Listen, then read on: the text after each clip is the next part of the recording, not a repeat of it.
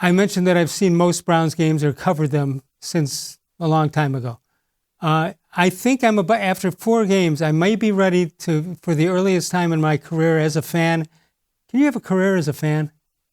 Oh, absolutely. For my career as a fan and somebody in the media, I think 4 games might be the earliest I've ever said, something, I'm not going to mess with Kevin Stefanski. I didn't like the fact that he's going to call his own plays, but I give up, let him have it.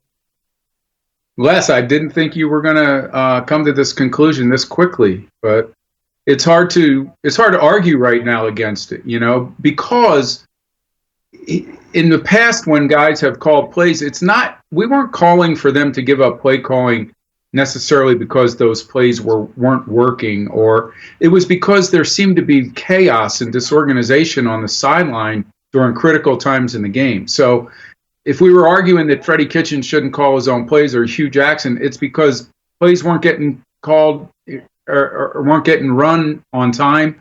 There were false starts. There were issues. There were guys screaming at each other on the sideline. And you don't see any of that with this group right now.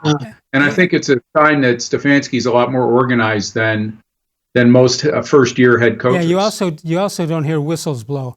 You almost, in the old days last year, you almost expect, you get a good play, you say, well, that's coming back.